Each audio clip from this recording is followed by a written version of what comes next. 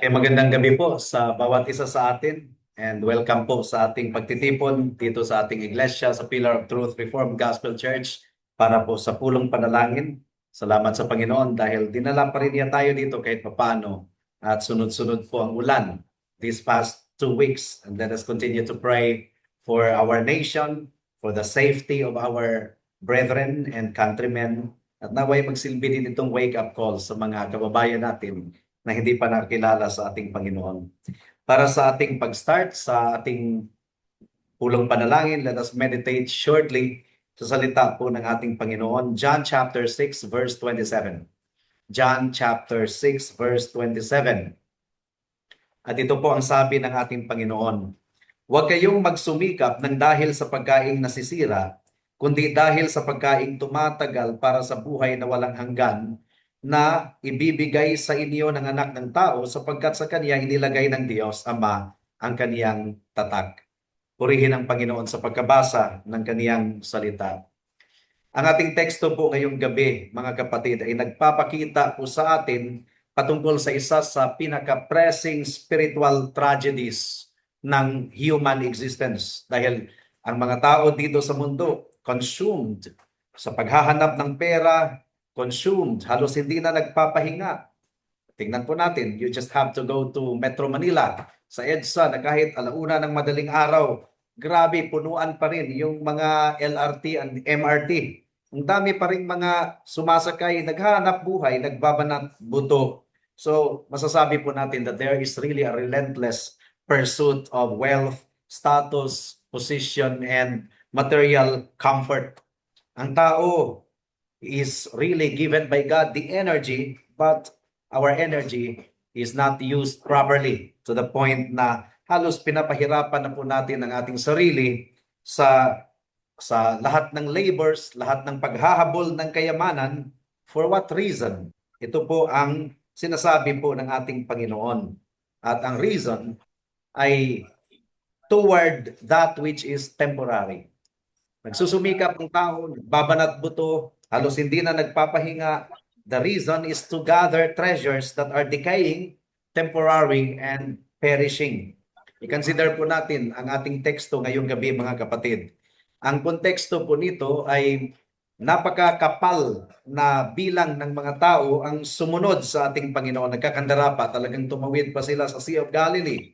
Hindi dahil naunawaan po nila ang turo ng ating Panginoon, hindi dahil naunawaan nila na si Kristo ang Mesiyas at tagapagligtas, kundi dahil napakain po sila ng tinapay at isda. Remember the miracle of the feeding of the 5,000 men, hindi pa kasama ang mga babae at mga children. So, Jesus Christ miraculously multiplied the loaves. At nung nakita nila na si Hesus Kristo ay nagbibigay ng pagkain, gusto nilang gawing hari.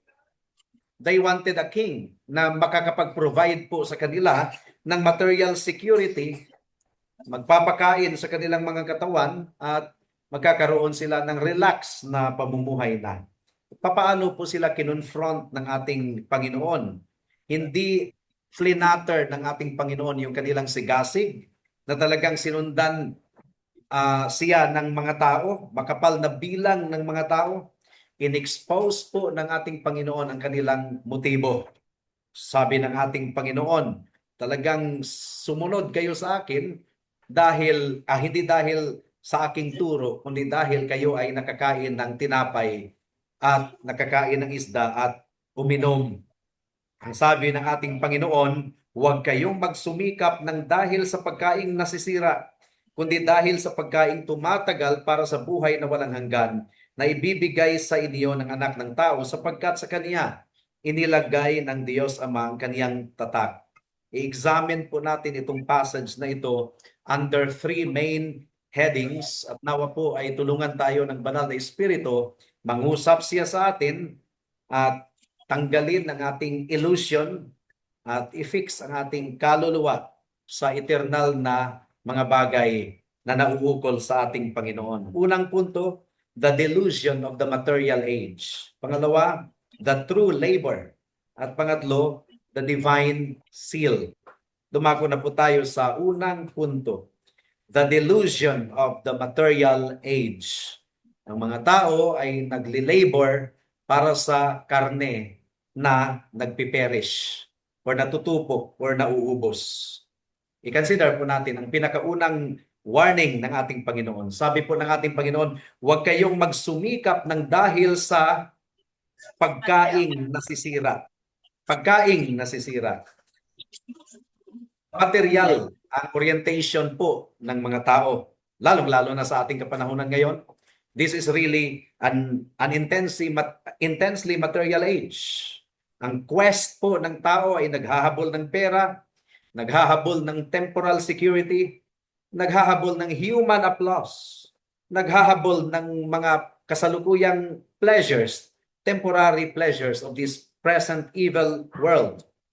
Ang mga tao, ginugugol nila ang kanilang lakas, ang kanilang sharpest mental faculties, ang kanilang final breath sa pag-accumulate ng mga bagay na talagang madidicay. Ano ba sa Tagalog yung madidicay? Masisira. Yun po ang inaatupag ng mga tao. Sa Pilgrim's Progress ni John Bunyan, meron pong isang picture patungkol kay Kristiyana, yung asawa ni Christian, at saka ng kaniyang mga kasamahan doon sa interpreter's house. Picture po ito ng isang tao na may hawak na rake.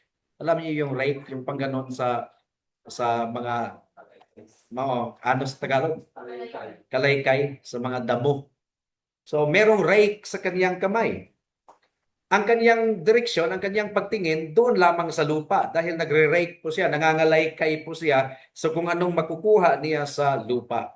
Now, doon po sa ibabaw, sa kaniyang ulo, mula sa langit, meron pong malaking kamay na nag-aalok sa kaniya ng corona na pwede niyang tanggapin basta bitiwan niya yung rake, yung kalaykay. Yun sa Pilgrim's Progress yun ni John Bunyan. Pero yung taong iyon, hindi siya, ayaw niyang tumingin sa itaas, doon lang talaga ang kaniyang pagtingin sa lupa, nangangalaykay siya ng straw, ng mga small sticks, at mga dust of the floor. Yan po ay nakakatakot na portrait ng vast majority ng mga tao dito sa mundo. Men and women, pinapagod po nila ang kanilang sarili, lahat ng kanilang lakas ay kanilang ini-exhaust merely upang mangalaykay ng mga rubbish, at hindi talaga sila, ayaw nilang tumingin sa taas upang makita nila ang celestial crown. I'm still thinking of John Bunyan's Pilgrim Progress. Upang makita nila yung treasure, kayamanan na hindi nasisira, na willing ang Diyos na ibigay ito sa kanila. Makamundo pa rin ang kanilang orientation.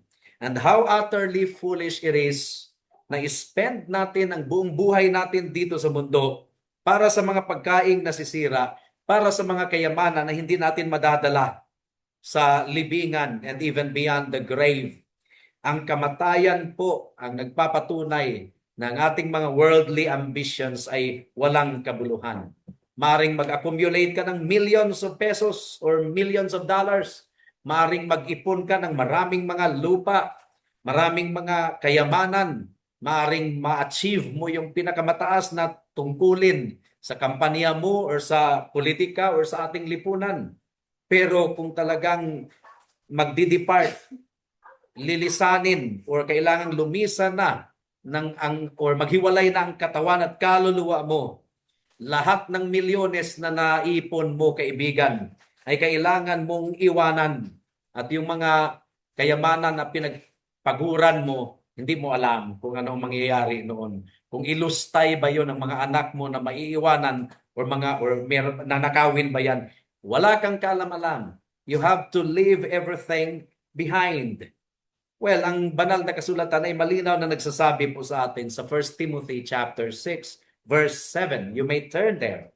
Sabi po dito, sapagkat wala tayong dinalang anuman sa sanlibutan at wala rin naman tayong mailalabas na anuman. Talagang totoo yun. Ito po ang katotohanan ng buhay. Ayon pa kay Richard Baxter, mga kapatid, Sabi ni Richard Baxter, what a dreadful madness it is to see rational creatures spending their brief span of time in scraping together the dust of the earth, while their precious souls are left to starve and perish eternally. Will your money comfort you in the hour of death? Will your titles plead for you before the judgment seat of God? Oh, choose the better part, which shall never be taken away from you. Tama, na-hit talaga ni Richard Baxter ang pinakamahalagang bagay para sa lahat ng mga tao. Yun po ang unang punto. Pangalawang punto, the true labor. Ano ba ang tunay na pagpapagal? Seeking the food that endures. Magli-labor tayo para sa pagkain na hindi nasisira. Nasabi po ng ating Panginoon, kundi dahil sa pagkain tumatagal para sa buhay na walang hanggan. Dapat daw tayong magsumikap para sa pagkain na tumatagal para sa buhay na walang hanggan. At ano itong food na ito na dapat pagsikapan po natin na ating makamtan, food that endures to eternal life. Well, nilinaw po ito ng ating Panginoon later sa John chapter 6. Ano ang food? Si Kristo po mismo ito. It is the Lord Jesus Christ. Sabi po niya sa verse 35 ng John chapter 6, ang sabi dito, ako ang tinapay ng buhay. Ang lumalapit sa akin ay hindi magugutom, at ang sumasampalataya sa akin ay hindi kailanman mauuhaw. Si Kristo po ang food that endures unto eternal life. Now, sinafeguard po ng ating Panginoon ang doctrine of sovereign grace at the end of the verse, kasi sabi po ng ating Panginoon na ibibigay sa inyo ng anak ng tao. So ang gift of eternal life, ang eternal life is a gift. Itong food na ito is a gift. Ang kaligtasan ay hindi po sahod na kinikita po ng ating pawis. Ang kaligtasan po ay kaloob. Kaloob na ibinibigay ng sovereign grace sa atin. Pero kung ang kaligtasan ay kaloob, bakit sinasabi po ng ating Panginoon that we have to labor or to sweat for the gift of the bread of life unto eternal life? Kung kaloob ito, bakit ang ginagamit po ng ating teksto ay kailangan po nating i-labor ito? Di ba ang kaligtasan ay gift, kaloob? Why do we have to labor?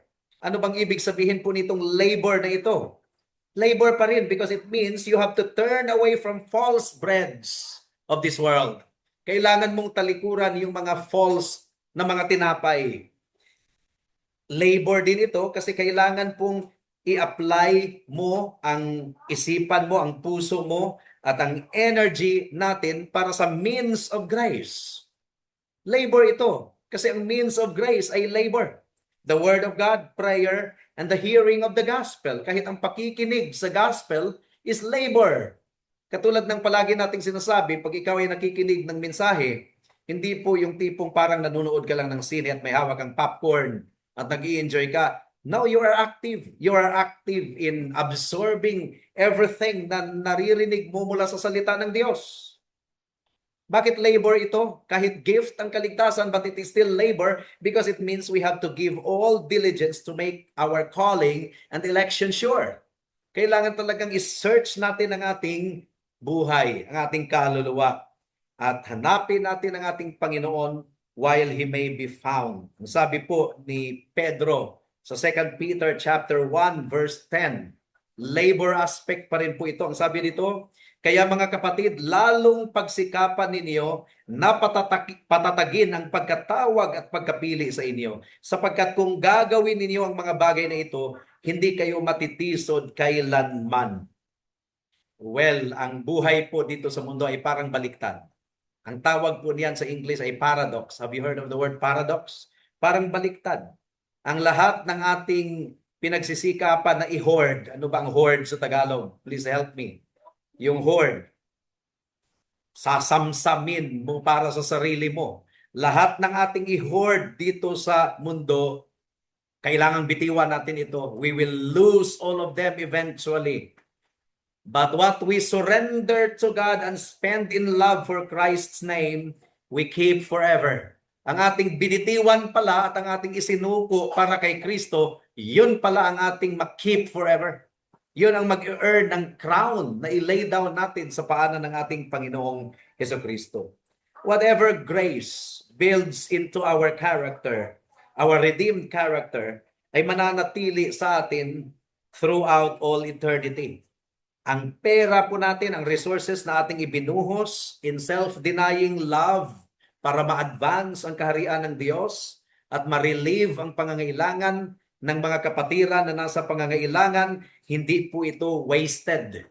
Kahit ating binitiwan ito in love of our Master, ay binitawan po natin ito, hindi ito wasted. It is safely deposited into the bank of heaven, where neither moth nor rust corrupts, and where thieves do not break through nor steal. Pakinggan po natin si Martin Lloyd-Jones, the diagnostic pastor. Sa kanya po natin nakukuha itong diagnostic. We are what we constantly hear. We are what we constantly read. And because I constantly read Martin Lloyd-Jones, nahahawa na rin po tayo sa pagsasalita po niya. Ang sabi po ni Martin Lloyd-Jones, on the foolishness of living for temporal things, sabi po niya, the tragedy of the worldling is that he invests everything he has in a sinking ship. He spends all his thought and time on a world that is passing away, but a Christian is a man whose heart and citizenship are in heaven. He measures time in the light of eternity, and he lives for that which cannot be touched by death or decay. Now, another kahilera ni Martin Lloyd-Jones, Howell Harris, ang sabi po niya, oh, what a trade is the trade of faith. The worldling trades in pebbles and dirt. Kay John Bunyan na allusion pa rin ito. But the believer trades in heavenly gold.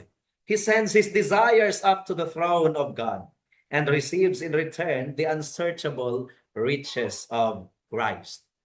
At pangatlo at panghuling punto, the divine seal. May silyo, may tatak. The authority and sufficiency of the Son. Ito po ang sinasabi sa final statement ng verse 27. Sapagkat sa Kaniya inilagay ng Diyos Ama ang Kaniyang tatak. Ang tanong dito, bakit kayang ibigay ng anak ng Diyos itong enduring food na ito na hindi nasisira? Sapagkat si Kristo lamang ang merong official and divine authorization of heaven. Siya lamang po ang merong tatak sa ancient world po. Kung ang isang hari or isang person of high authority ay maglagay ng kaniyang silyo or tatak sa isang dokumento or sa isang bagay, nagsisignify po ito ng tatlong katotohanan kapag ang hari noong araw ay magbigay ng kaniyang tatak. Una, authenticity. Pangalawa, ownership. And pangatlo, unshakable authority. Tinatakan ng Diyos Ama ang kaniyang anak. At his baptism, noong ang banal na Espiritu ay nag-descend, bumaba sa ating Panginoon, katulad ng isang dove. At ang Father, ang boses niya ay narinig mula sa langit, nagsasabing, "This is my beloved Son, in whom I am well pleased." So at Christ's baptism ay tinatakan po siya ng kaniyang Ama. Pangalawa, sa kaniyang sinless life, sa kaniyang hindi mabilang na mga miracles at saka ng kaniyang mga teaching, tatak po iyon ng Ama. At pangatlo, ang pinakatatak talaga, wherein Jesus Christ was formally declared as the eternal Son of God sa kaniyang muling pagkabuhay. When Jesus Christ rose again from the dead, by which he was declared to be the Son of God with power. He has always been the Son of God. But the formal coronation, the formal declaration in the sight of the entire world and even of his enemies ay noong si Kristo ay nabuhay muli mula sa mga patay. Meron pong silyo ang ating Panginoon. Ibig sabihin, hindi po siya self-appointed philosopher. Hindi po siya moral teacher lamang. Jesus Christ is validated, commissioned, and sealed Savior of the world. Siya lamang po ang nagpuposes ng legal na karapatan and the divine power to grant eternal life sa mga kaluluwang dying. I-consider po natin ang illustration at madalas na po natin itong binabanggit dito sa pulpitong ito. For example, meron talagang Isang tao na naliligaw sa kalagitnaan ng disyerto. Meron siyang chest or kaban na nakita. Binuksan niya yung kaban, yung chest, na merong pag-asa na sana ay ang laman po nito ay makakatulong sa kanyang pag-survive doon sa disyerto. Pero nung binuksan po niya ang kaban, ang laman po ay ginto, diamond at mga golden coins. Aanhin ba niya yun? Mamamatay na siya sa gutom at uhaw. Aanhin niya yung gold, diamonds, mga coins, kayamanan. Mamamatay na siya. Can you imagine na meron pong isang benefactor na bigla na lang lumabas sa eksena, mag-abot sa kanya ng tubig na sariwa, pero ang sisidlan po ay coconut shell. Di ba? Walang value. Ordinary na plastic glass, pero tubig na sariwa. Ay, yun po ang at tinapay din na sariwa, yun ang magliligtas sa kanya. In compare sa ginto, sa diamond, walang saysa yun. Yun ang magliligtas po sa kanya doon sa disyerto. Ang salita ng Panginoon. Ang nag-aalok sa iyo ng tubig at tinapay na tayo po ay makakasurvive until eternity. Maaring ang mundo ay mag-o-offer po sa iyo ng kayamanan, ng fame, ng pleasure. 'Di ba? Pero ang kaluluwa mo ay nananatiling gutom at uhaw and starving. But only Christ alone offers us the bread of life and the water of salvation. Ang ating Panginoon lamang po. Sabi po ni Charles Spurgeon, all the world's dainties leave the soul hungry. They are but wind and chaff. But when Christ gives himself to a poor, needy soul, there is a fullness that satisfies every desire.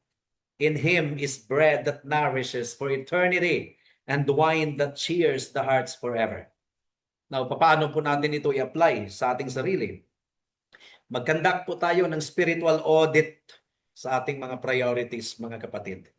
Mabuti na mag-conduct tayo ng spiritual audit. Saan ba natin iginugugol ang majority ng ating time, majority ng ating isipan, and majority ng ating affection? Baka ay nag-spend tayo ng 99% ng ating energy sa pagpangangalaykay lamang ng mga dust, mga dahon of this world, mga twigs. And then, ibinibigay lang natin ang kakapiranggot, scattered, exhausted minutes to God. Baka yun po ang ating ginagawa.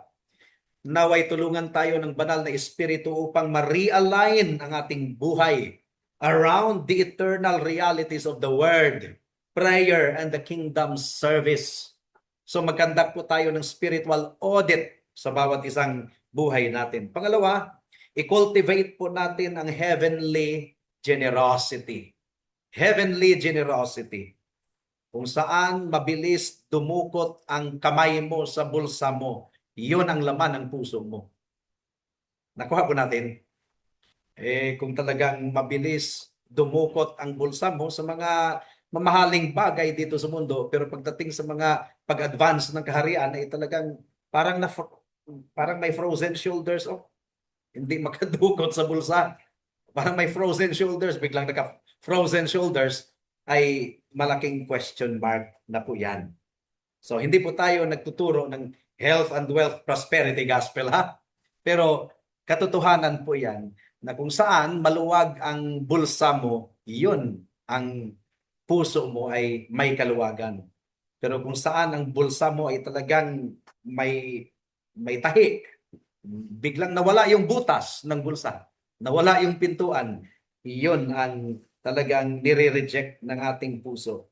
Kaya naway mag-cultivate po natin ang spirit of heavenly generosity. Remember that what you keep for yourself, you will lose at death. But what you give out of love for Christ is secured in glory forever. Gamitin natin ang ating mga material resources, ang ating mga talents, at ang ating time to advance the gospel and bless others in Jesus' name. At pangatlong application, let's feed daily upon the bread of life. Let's feed daily upon the bread of life. Do not attempt to face the trials, duties, and battles of this life on the stale crumbs of past spiritual experiences. Araw-araw, give us this day our daily bread. Araw-araw, sariwang pagkain mula sa kanyang salita ang ating magnanarish sa ating kaluluwa. Come daily to Christ in the scriptures. Eat His word, meditate upon His grace, and let your soul delight itself in fatness. Now, sa mga kaibigan natin na wala pa sa Panginoong Hesukristo at hanggang ngayon ay iginugugol ninyo ang buhay ninyo laboring for the meat that perishes. Tingnan mo ang sarili mo ngayong gabing ito, kaibigan. Sinubukan mo na ang lahat ng mga pleasures dito sa mundo. Hinabol mo na ang mga worldly ambitions. Talagang hinanap mo ang satisfaction sa mga bagay, sa relationships, sa mga achievements. And yet, in the quiet moments of the night, harapin mo ang tunay mong kaluluwa, kaibigan. Ang kaluluwa mo ay nananatiling empty, restless, and unsatisfied. Bakit? Ayon pa sa pinost natin sa ating wall kanina, it's because your soul was created for God. And nothing less than the infinite God can ever satisfy a human soul. Ikaw ay nakatayo on the brink of eternity. Bakit brink? Dahil any minute from now, ay tatahakin mo na yung pinaka-last step towards eternity. Maaaring kukunin ka ng Panginoon any minute from now. Ano bang hawak ng kamay mo? Kalaykay ang hawak mo while your soul is in danger of falling into hell.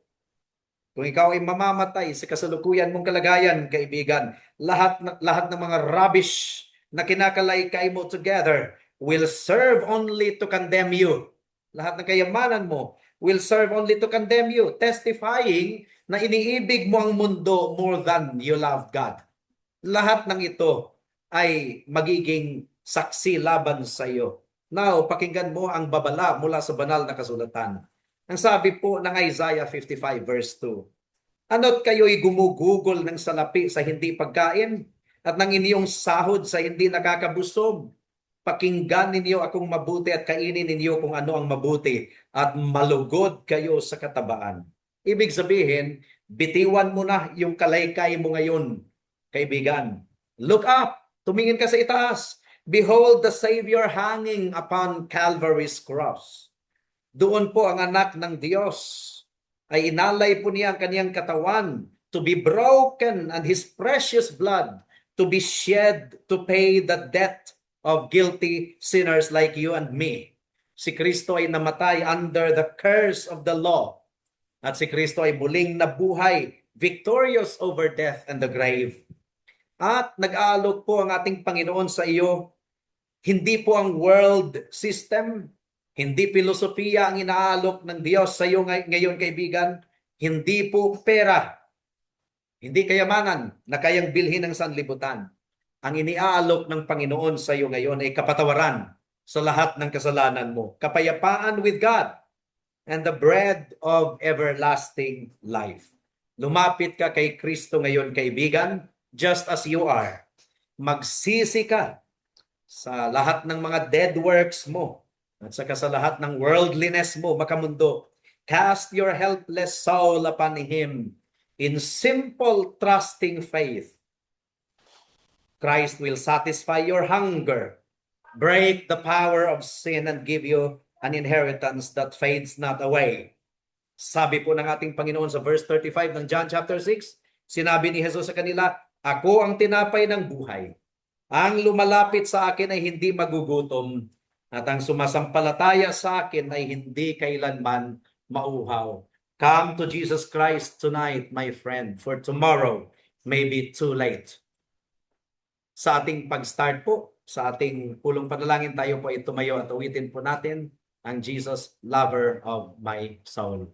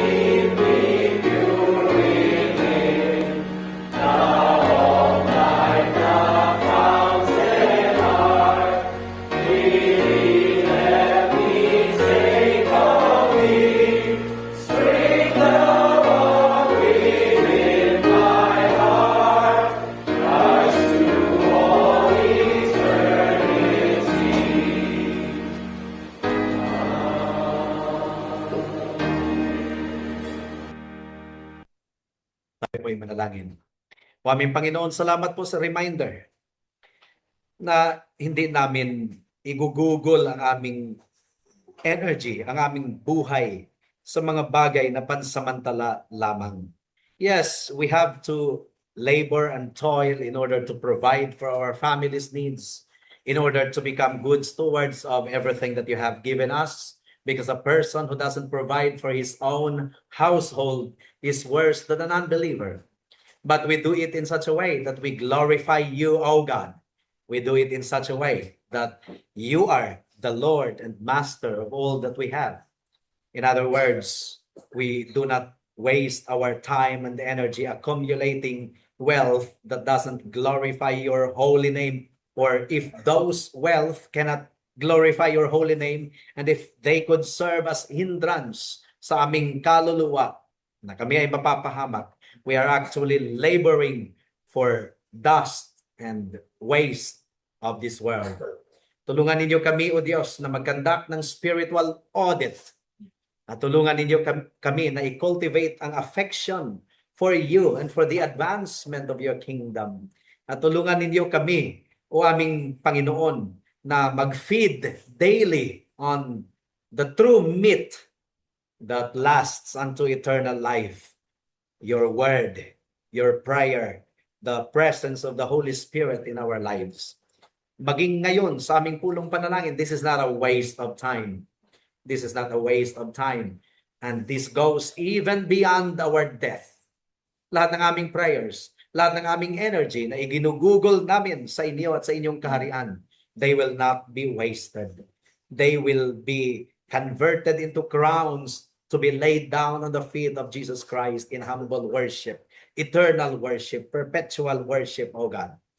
Tulungan ninyo kami sa pulong panalangin ngayong gabi. Salamat po, O Diyos. Ito po ang aming samot dalangin sa pangalan ni Jesus. Amen. Amen.